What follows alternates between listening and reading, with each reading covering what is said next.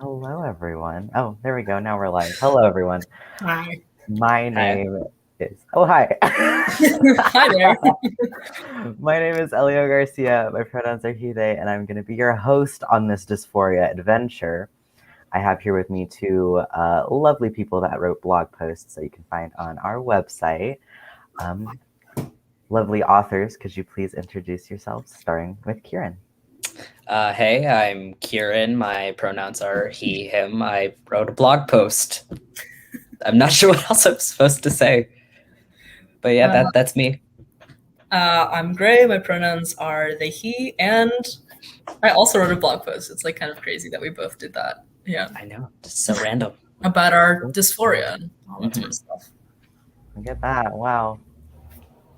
We're all here. We all wrote blog posts. All right, so let's go ahead and get started with this conversation. My first question is going to be kind of like a general question. Anyone can answer, anyone can hop in. So writing, it's a lot. There's a lot of aspects that go into it, especially writing about something so personal like dysphoria. And so my question to you is, how was this writing process for you? Did it feel relieving? Was it like kind of hard to kind of dig in deep and really talk about these hard feelings? How was it? Well, Where you go? Yeah, go ahead. Yeah.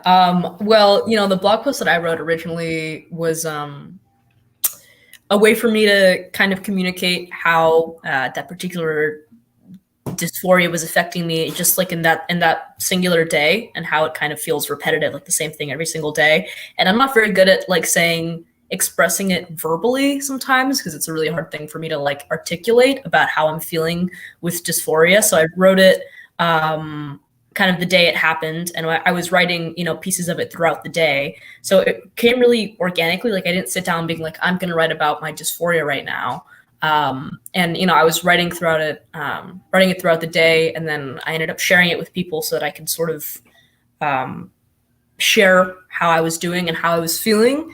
And yeah, I mean, it wasn't particularly pleasant to write it, but it did feel cathartic in a sense, and it did feel good to have people read it and really be like,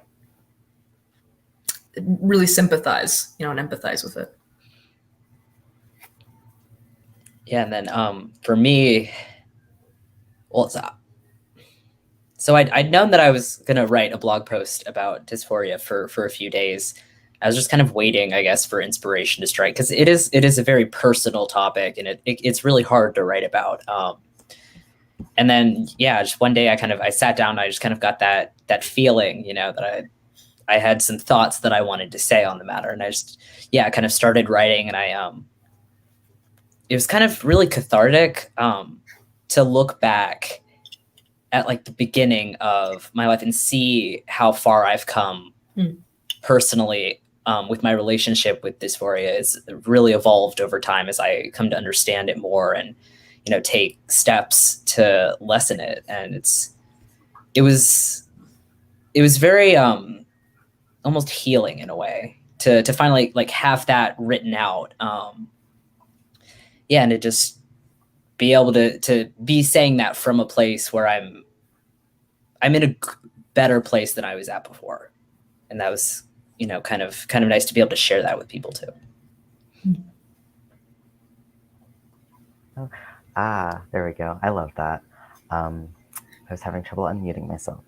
So I love that. Yes, I love this idea that, you write, parts of it obviously can be difficult, but it also can be healing. I really like how you said that, Kieran. All right, so moving on to our next question.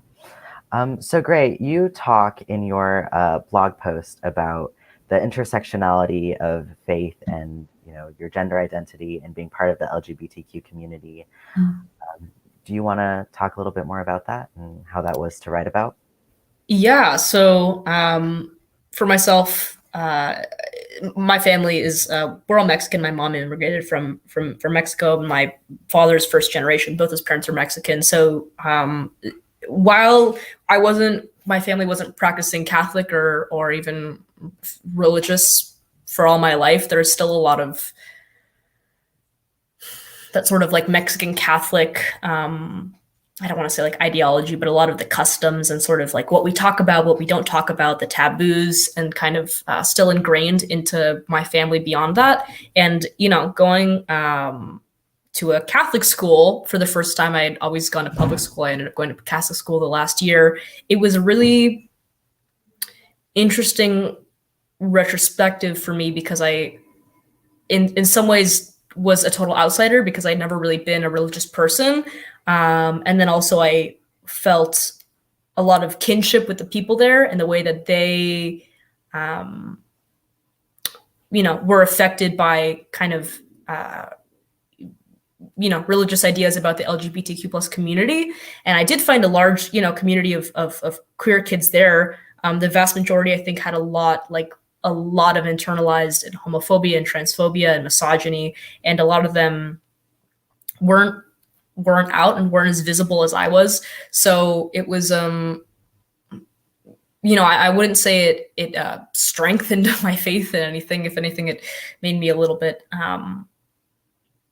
sad and maybe a bit cynical about the way that, you know, faith can build you up or beat you down. And in that specific instance, it was really kind of sad to see a lot of my peers who I could like feel that they were going through similar things that I did, and I could recognize myself in them. Like I could see myself in middle school in these people, and then they were just totally oblivious to it and were taking out, you know, their internalized homophobia and transphobia on me or on other kids who were more visible. So yeah, it was definitely, I tried to take that as a learning experience and like, kind of deepen my understanding of the two intersectionalities, you know, of the religious aspect and the queer aspect. And I think it was informative. If anything, I think I have a better grasp on kind of how those ideas also play a role in my life and how they have contributed to my internalized, you know, transphobia and homophobia inside in myself, you know. Yeah, absolutely. I mean, I'm also Mexican, disclaimer, so I feel you there. And we do have a question that seems to be kind of related to this whole idea of like going to a Catholic school. You know, do you feel your experience would be different if you were in a public school? Yeah, so I have been going to either public or charter schools my entire life, and then I transferred to this, you know, Catholic school this past year. I'm no longer going there. I'm going back to public school. And, you know, I transferred in the summer of 2020 during the pandemic. I really felt like I just wasn't happy with my, you know, with my first school. And there was just a lot of general issues. I think a lot of the issues might have come from a lot of untreated and undealt with dysphoria. And so as at the same time that I was choosing a new school, I was also kind of coming into my gender identity and really starting to become aware of the amount of dysphoria I was experiencing. But I was also in like heavy denial. Like, this is weird. Like, I just chose to go to an all-girls school. I cannot be not cis. Like, so it was a bit of it was certainly a decision to make. I think if I had some more understanding of myself, you know, gender-wise, I probably would have not have chosen to go to an all-girls school and a Catholic school. But I really do feel it was really like a culture shock to go to a place like that, because I had always gone to public schools and even charter schools that were kind of like a little more loosey-goosey and artsy and like, let's all hold hands, like kumbaya kind of thing. And it was like that, but it was like very Catholic. So I definitely think the experience was like wildly different in terms of like, you know, the people, the teachers, the style of teaching, even the campus, like it was completely different. And I think that, yeah, I mean, I'm going back to a public school, so that's kind of where I prefer to be. I think I've come to realize that. Yeah, absolutely. And you know, you make decisions and then sometimes you regret them, and that's life, baby. That is how it is sometimes. It most certainly is. And, you know, it wasn't a totally horrible experience. Like, I met a lot of really lovely people, and I don't want to like bash the entire, you know, Catholic school system or anything like that. It's just, the big problem is that I'm not a girl and I was going to an all girls school. So that was kind of like the big it's not really congruent there, you know. And I did, like, I met a lot of really amazing teachers who were great allies and really wanted to learn more and be allies and be inclusive. It's just, you know, it was kind of issues with the administration and talking with other kids who had transitioned and been trans in that school.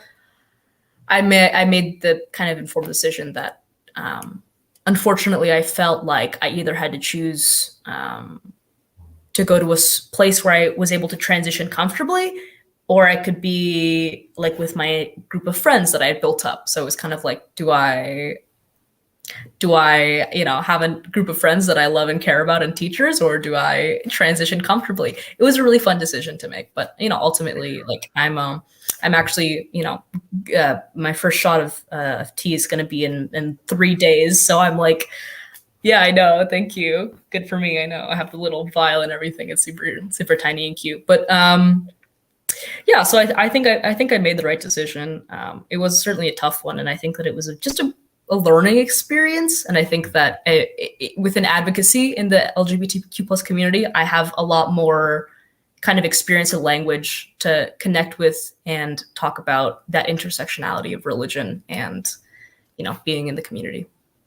Yeah, absolutely. And like the good thing, you know, we're in the age of information, so there's always ways to keep in touch with friends. And you mentioned like, oh, the biggest issue was that I'm not a girl. And speaking of not being a girl, Kieran, in your blog post, you start out immediately by declaring very much who you are and who you're not. And I was just curious, you know, how long it took you to get to that point and how it was writing about getting to that point. Yeah, totally. So yeah, those are the first words to the blog post are "I am not a girl." And yeah, it took me a really long time actually to get there. So I guess I kind of started to realize that I was different from some of my peers in middle school, and I think I wrote about that a little bit. That I didn't go to a Catholic school, but I went to a very, very fundamentally religious middle school where like it said in the handbook, you cannot be gay openly and go there, let alone be trans.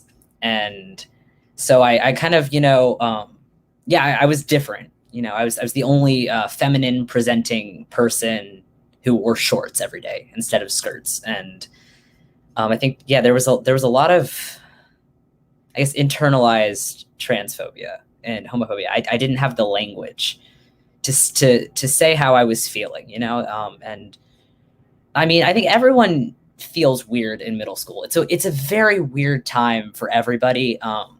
It's really daunting too. You know, you're going through puberty, you're changing. You know, when you're younger, like gender doesn't really play a role at all. You know, boys and girls, they're treated pretty much the same.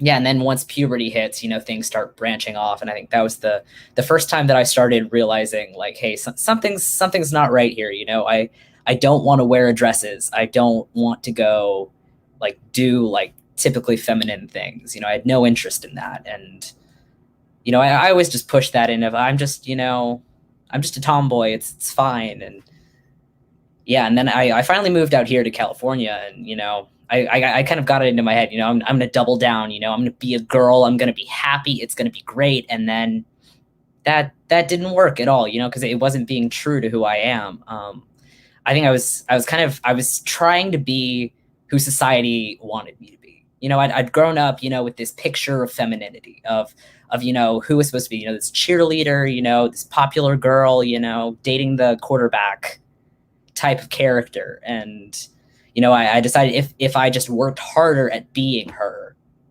I'd be happy.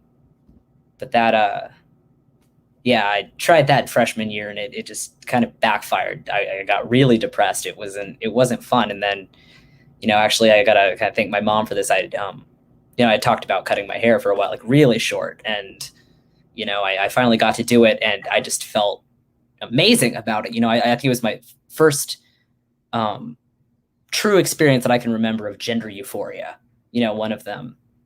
And, you know, I realized like, hey, you know, this made me feel good. Like what happens if I make more decisions that are just because they make me happy? And yeah, so I started doing that. And, even at that point, I was still firmly in denial.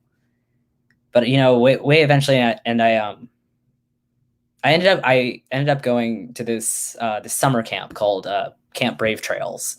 So it was up in the mountains of Los Angeles, and it was for queer youth. And I met so many other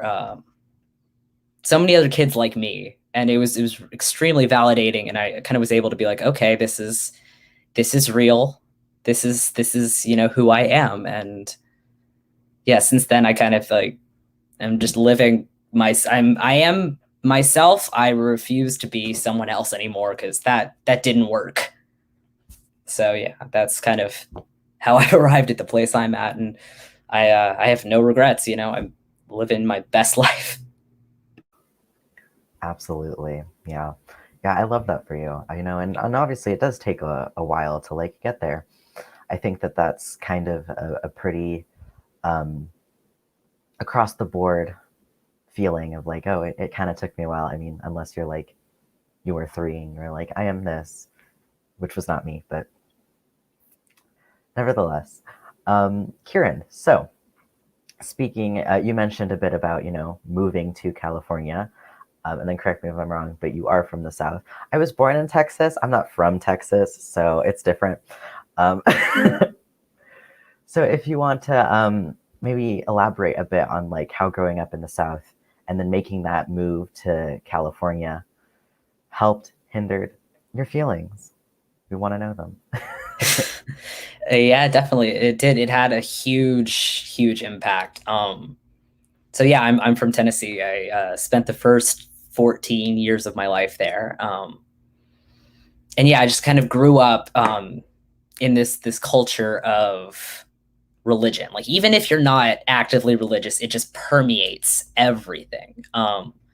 That's a lot of how people's social relationships form. It's, you go to church on Sundays. I knew a lot of people who went to church on Wednesday nights. Big holidays are all centered around religious festivals and activities. And I just kind of grew up with that. And that particular brand of like fundamental religion, it's not very tolerant of otherness. I guess that's the other thing about the South, that it's a very homogenous community.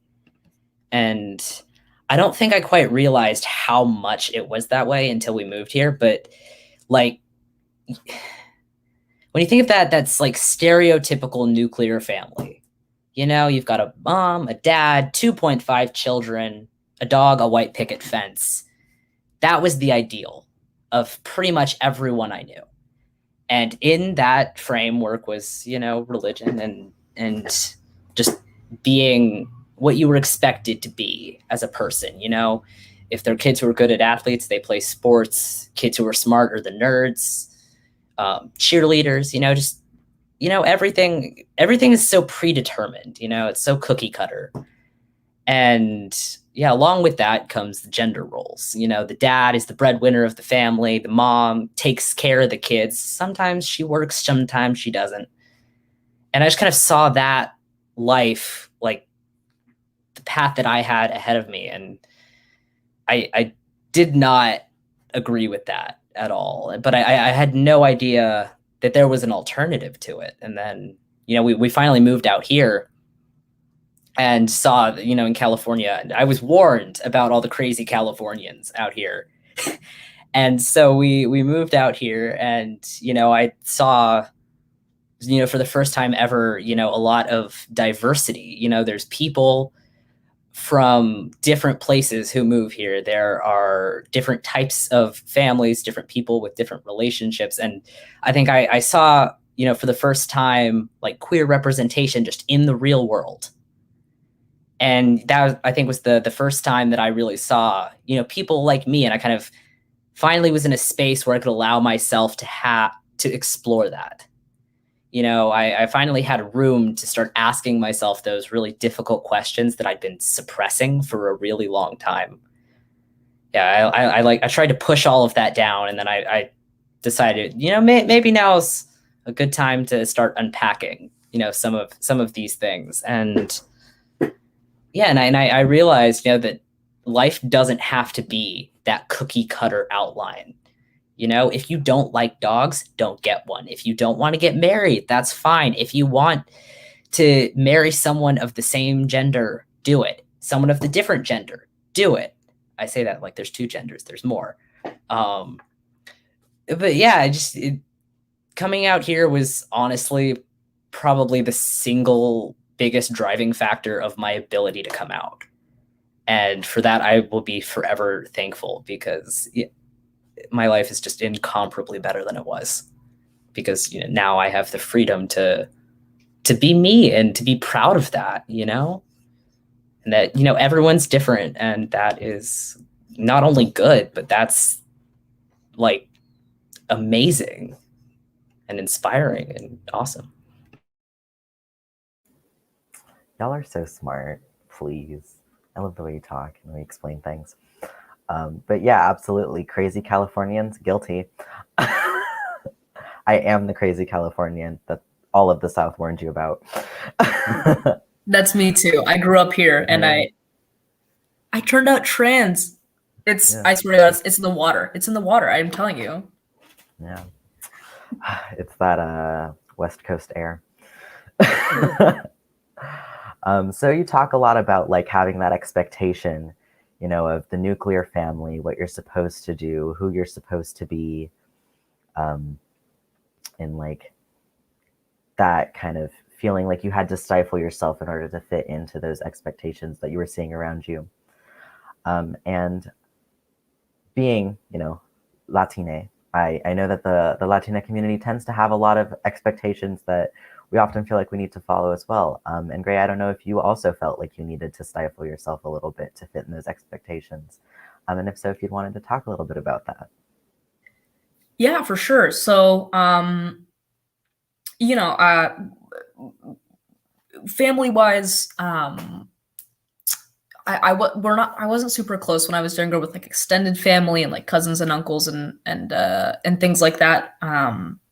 But when I was, we'd spend a lot of time on, in Mexico and Tijuana, in Mexico City, in all over Mexico. And so, really spending a lot of time growing up there, I think that there's a lot of things as a kid that you really do like internalize.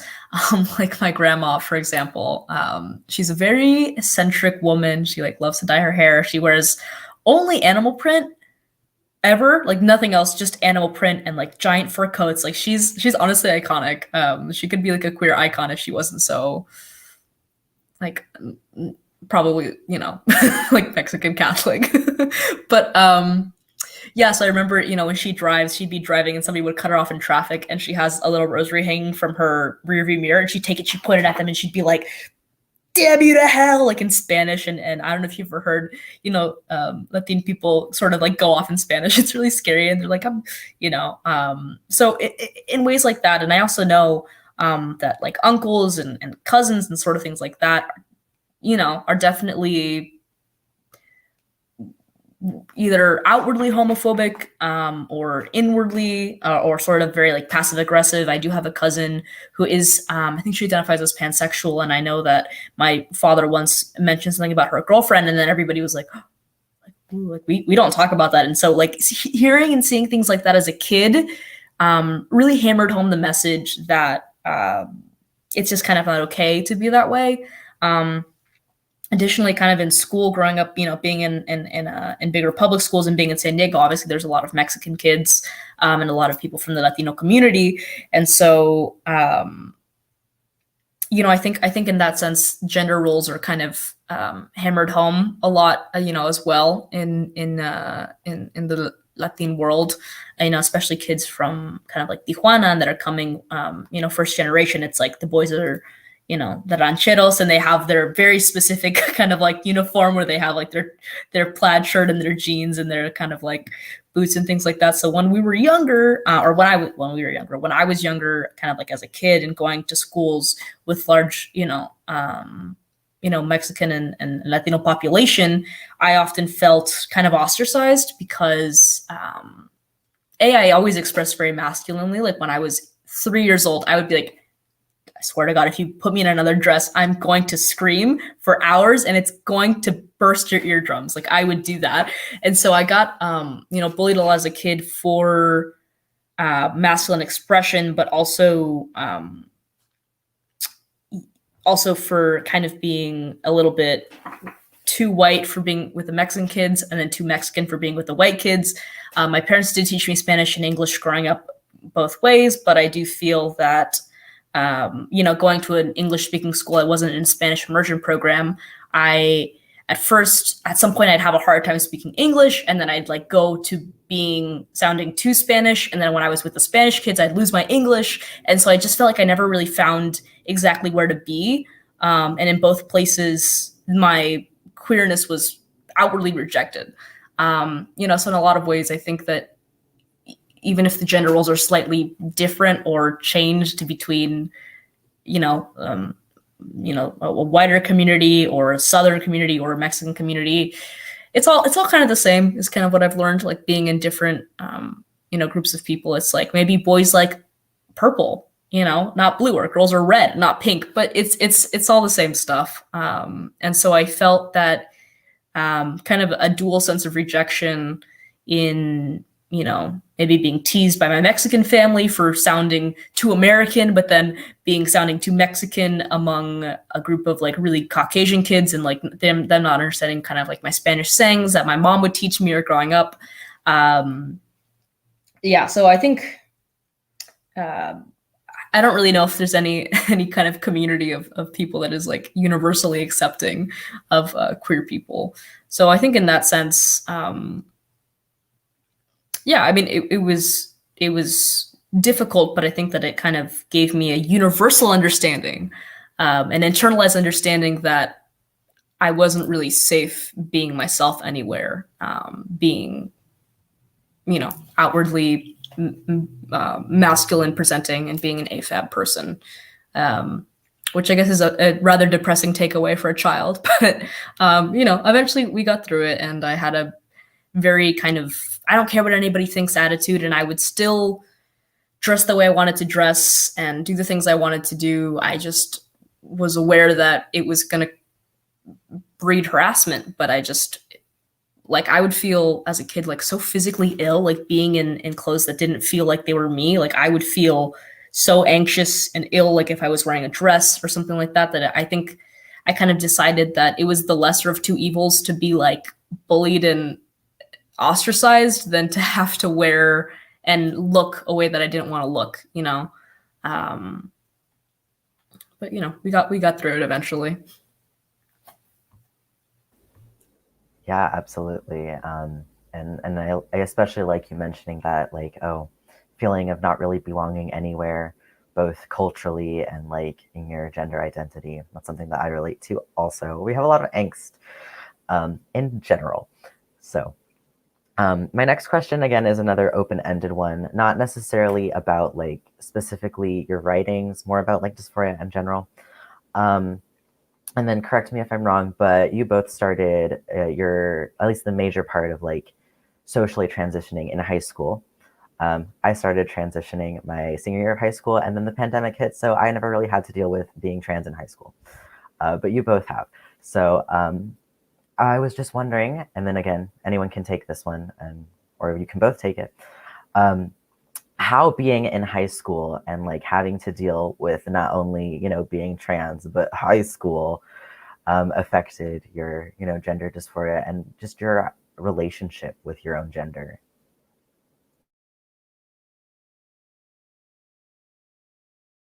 Well, I think we both had the experience of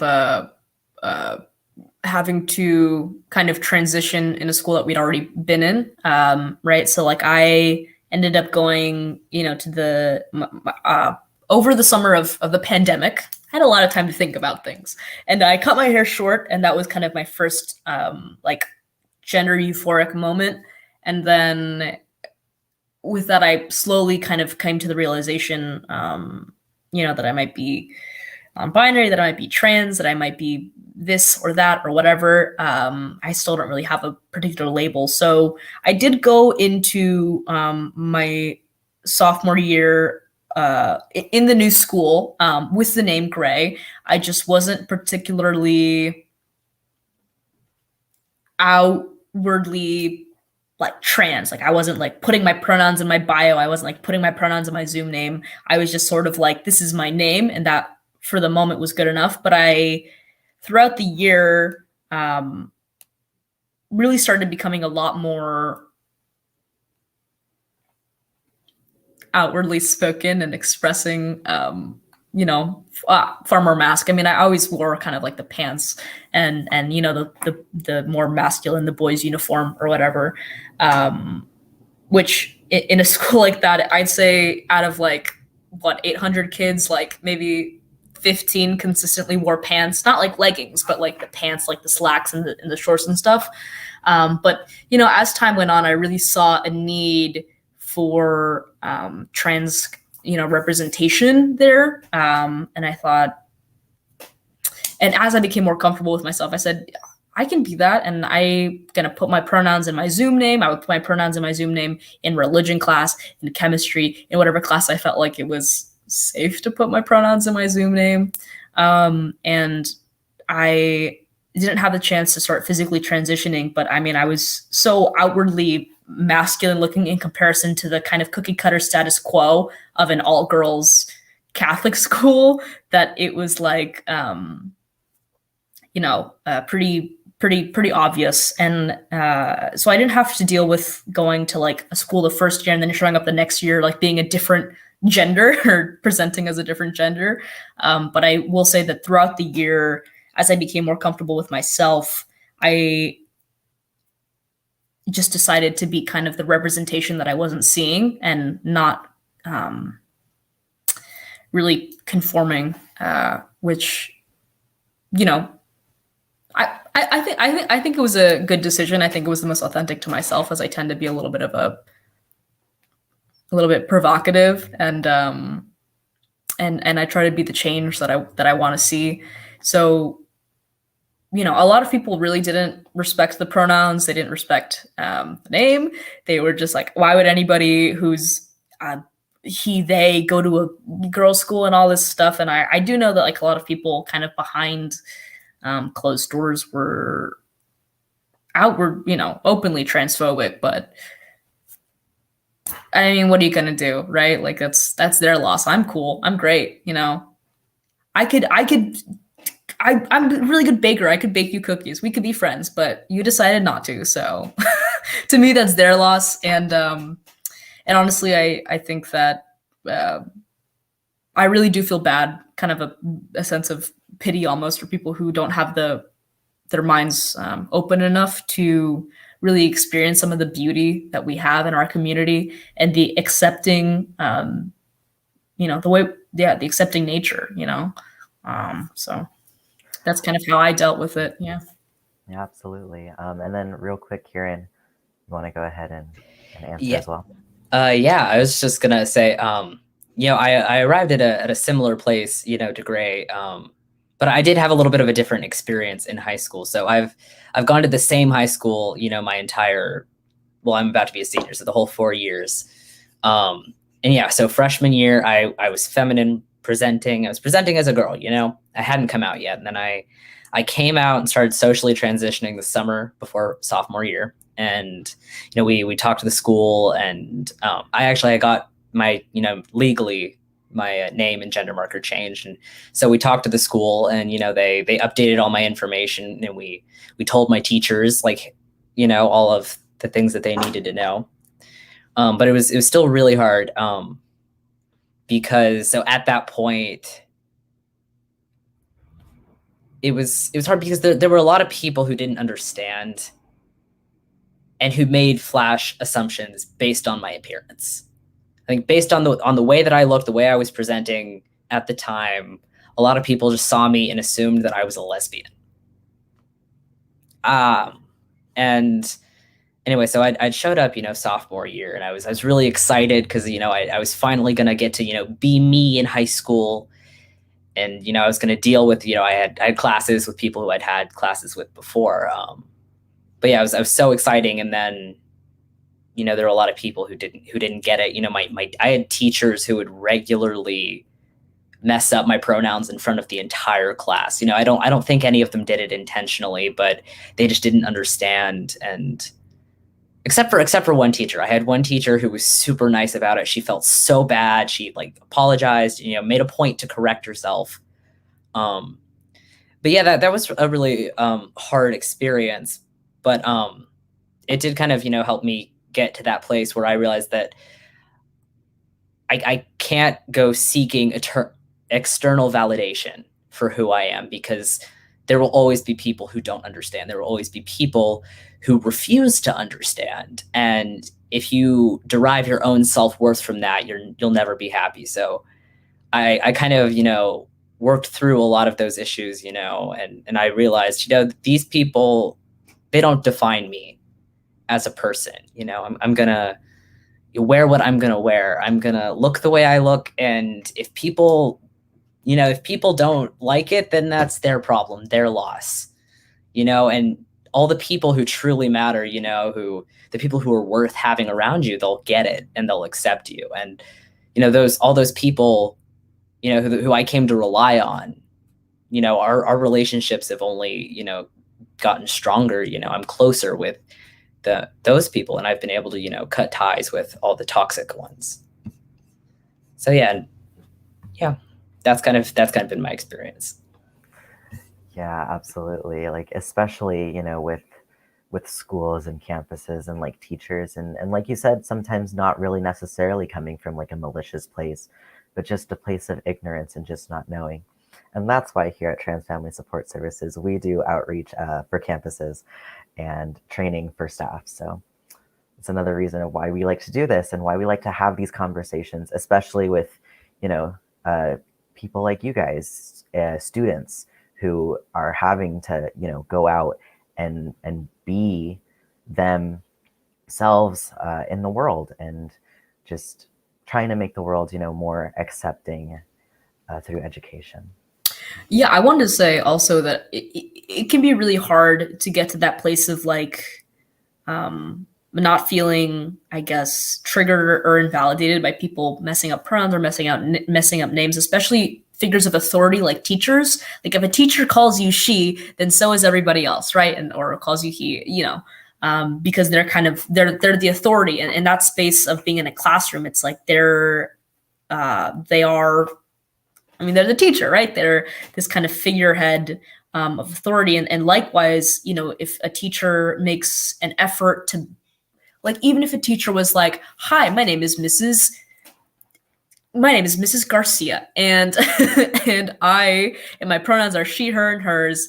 And then that's how they introduce themselves. People might be more willing to sort of do things like introduce themselves with pronouns or feel like it is a safe space. So I think that it's really just so important in a school environment to have teachers and to have those trainings so that they can at least just have a little bit more, not only compassion and empathy, but kind of set the example.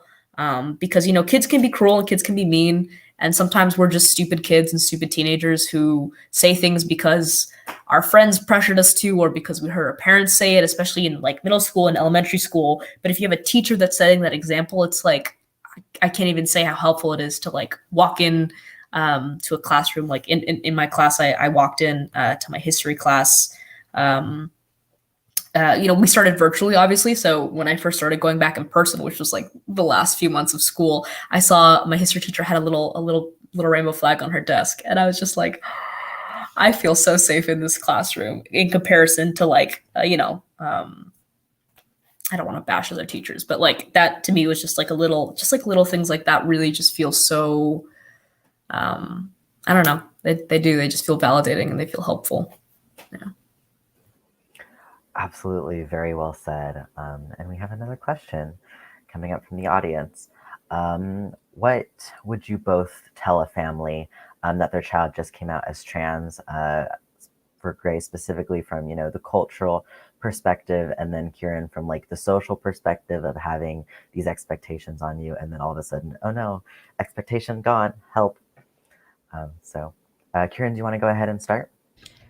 Sure. I'd say the first thing that I'd say foremost is don't freak out.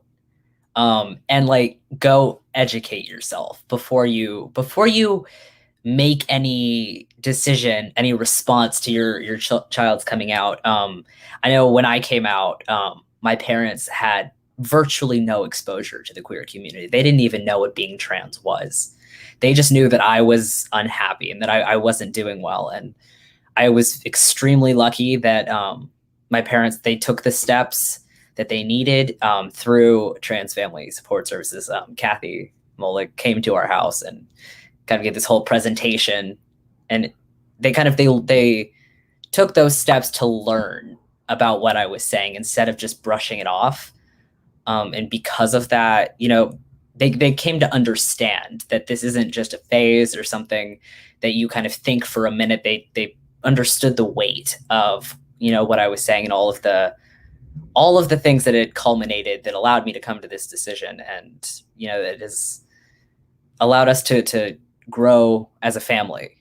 And I honestly don't know where I'd be right now without my parents, and I'm extremely lucky. So I would just say, like, just take the steps to understand before you like reach a conclusion.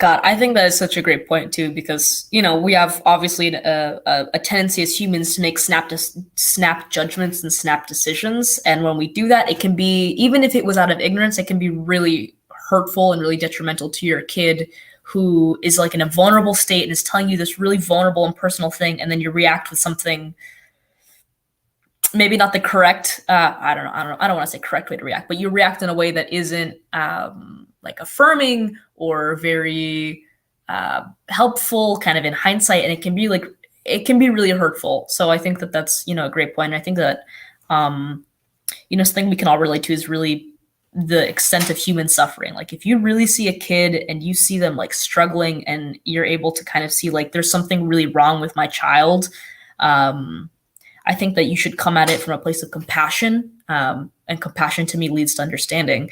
And from a somewhat of a cultural perspective, it's, for me, I know it's something that is that I took baby steps with. So with kind of like family and really close friends and family who are of that sort of Mexican Catholic culture. Like I very slowly would be like, I would prefer you to not use my old name and instead use this nickname, and then use my preferred name, and then, hey, maybe don't call me like this specific gender nickname. And you kind of take these slow baby steps, and if like I said, if those family members can kind of see that you're having a really hard time and you really are suffering, then I think that they will have kind of an open, compassionate kind of viewpoint. And some people really, it's unfortunate, but some people will kind of be like, I love you, but I will just never accept you. And that's happened to family members, and I've seen it happen with friends where parents or grandparents or things like that are like, you're my kid and I love you, but like I don't agree with your lifestyle or something along those lines, right? Which to me isn't true love and acceptance. It's kind of oxymoronic to say something like that. But, to me, what I try to do in situations like that, or, situations where people aren't as validating or affirming as I would have expected or liked, I try to kind of be compassionate and see like, if all you've ever seen is like gay equals hellfire and brimstone and you're gonna die and you're bringing shame to our family, and it's just like so ingrained into that person, in the Mexican kind of culture, it's like the way my mother described is you kind of feel like you have your individuality like beat out of you, like every single time you kind of want to express differently. It's like, no, we're not doing that. This is just not something that we do.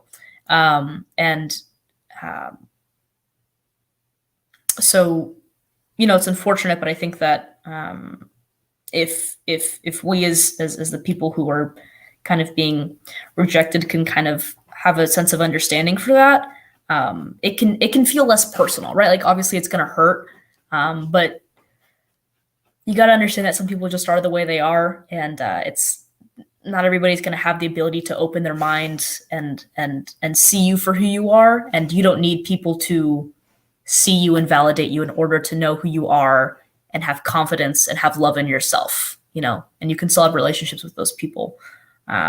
So, you know, there's a lot of things that could happen with the family. And it's really kind of one of the hardest parts, I think, is that, you know, you're coming out all of your life, like when you have a new partner, if you meet a best friend, like even if you're like fully transitioned, let's say you're binary trans person, like you fully pure cis, you're going to have to tell people eventually. But I think the kind of like big coming out is like your parents and your family or your sisters or whoever you're close with, those kind of like parental figures.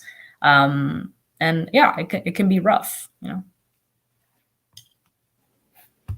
Yeah, absolutely. And like, especially you both talked about having this like time of introspection and having to really think about, okay, well, who am I and what do I want for my future? And like when you come out to your families, you know, they don't see that. They just see, oh, my kid is telling me that they're trans. What? They don't see like the years and years of thought put into it. So I definitely agree. And well said, it can be tough. But yeah, education, you know, Trans Family Support Services has great resources. So if you ever need help, please go to our website. Ooh. A little plug on the org. And yeah, it can be difficult, but also, you know, being part of like the LGBT community, being part of the trans community specifically, you know, we have a lot of joy, I think, also with just being ourselves and being able to be ourselves in a community of people that support us. And so this is a question that was asked prior to this event. If you're not following us on social media, please do so to get the opportunity to ask our presenters questions before the event. Ooh. And so this question, again, is for both of you. How do you experience trans joy? Gray, do you want to go first? Yeah, for sure. God, I think I said something along the lines in my blog post where I was kind of describing I had a moment of anger when I was thinking about, you know, some of the comments that were made to me and the amount of times that my transness was brought up in conversation and how it really felt like I was being kind of I don't know. It felt like to me like it was kind of becoming my only trait, right? Like if I'm this representation, people will only see me as, oh, that's the trans kid or whatever, right? They're not going to see me as like, oh, that's Gray, and he likes to rock climb, and he's good at this, and da da da. Like, you know, it's you're kind of boiled down to that. So when I was writing in that kind of moment of anger, I was also had this sense of pity for people who only see you as that because they've never had the ability to experience like the extravagance and the joy of, you know, of trans kind of culture and the LGBTQ plus community. Like there's all these like cultural phenomenon that come out of here. Like if you know about kind of the ballroom scene, that's where drag came from in Brooklyn, these sort of underground scenes where voguing was invented.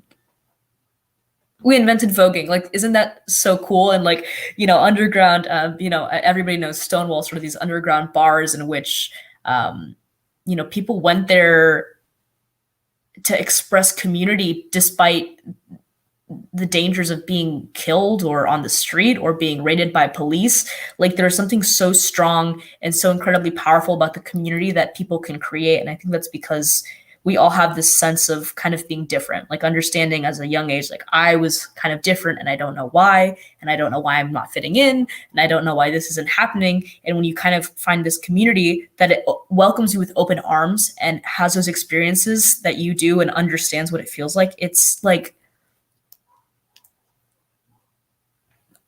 I don't know. I don't have words. It's trans joy. It's queer joy. You know, to find those spaces and to find those people in those communities. And I think that historically we see that connection is stronger than any raid, any police force, any, you know, discrimination. Like we will continue to fight to be a community and to be proud of ourselves. And also, you know, like trans families doing that. Like one of the reasons I kind of started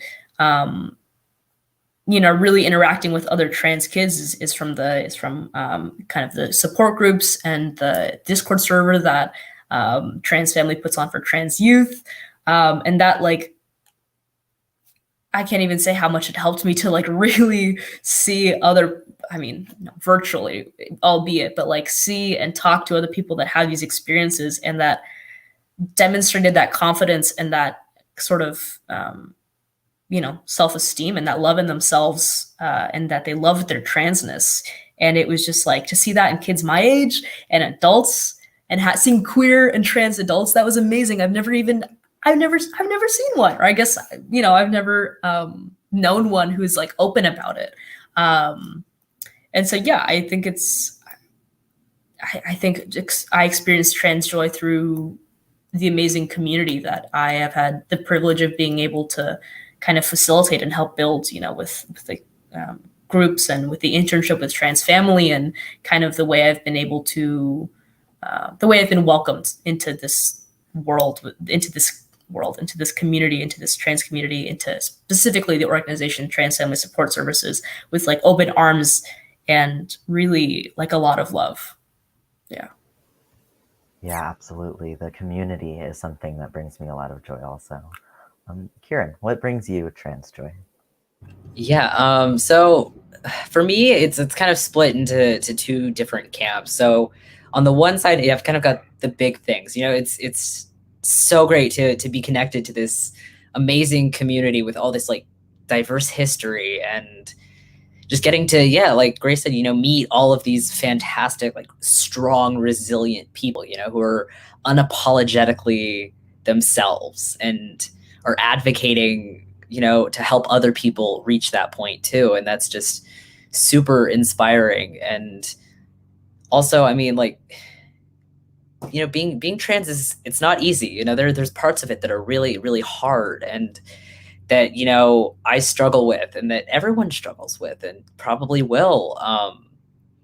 But that also kind of shows me like my own resilience, being able to look back and see how far I've come, since the beginning of this journey, and how much my sense of self has evolved and improved. And that's just astounding. And then, so that's kind of the big things that, bring me joy. And then on the other side of that, there all the little moments, like the first time that I got to wear a suit to a formal event. Like, I'd wanted to do it my whole life, and we went out, we bought one, and it was great. Or, when I order something and the person calls me sir, or being able to look in the mirror and recognize myself when I look in the mirror. I couldn't always do that, but now I look over, I'm like, that's me. And that's just the euphoria associated with that is just indescribable. And yeah, so those are the things that bring me joy, definitely. Yeah, I like to say also that the euphoria is also elevated by kind of the amount of severe dysphoria that a lot of people can't experience. And also in that sense, I can, people who physically transition to like the sense of excitement you get like the first time you maybe go to see a doctor, and they're like, you're talking about, they're like, okay, all these things are going to happen when you go on this or when you do that, and you're just sitting there like grinning, and your parents are like, what about the side effects? And you're just sitting there like, cool, like, yeah, sure, give it to me, give me the hormones, give me the this, give me the that. And moments like that are really big in, obviously not all trans people transition, but if you are, that's kind of like some of the big moments too for me. Like I'm just so excited to finally get to like go on T. I feel like I've waited way too long, and the fact that it's like there, it's like happening.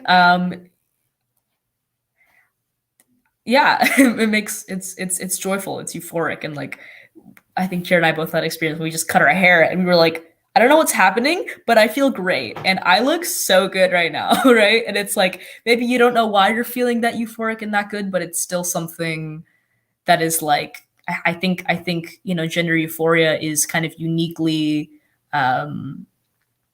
present and elevated in trans people, and there's no darkness, there's no light without darkness.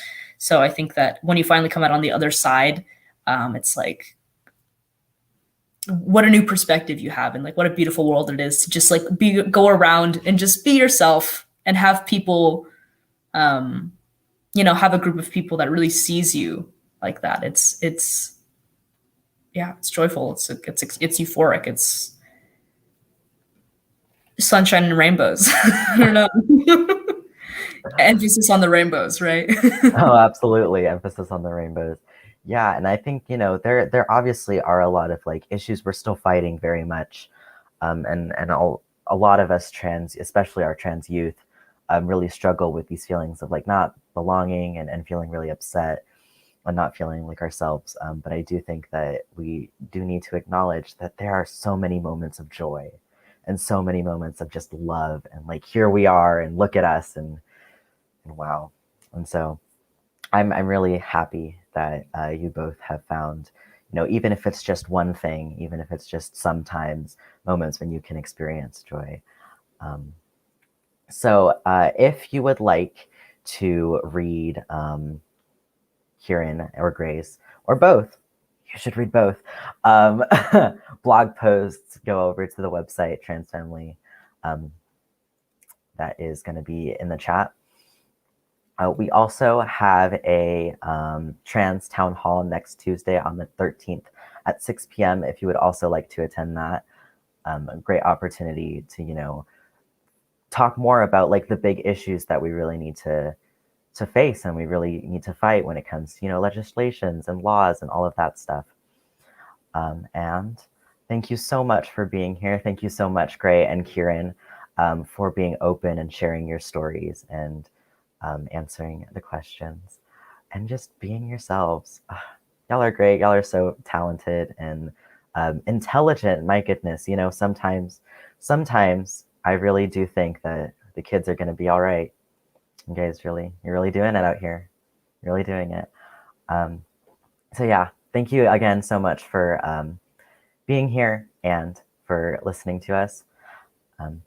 Registering for the town hall, the link is in the description, bio, whatever it is, whatever platform you're on, the link is there. And thank you so much. Yay.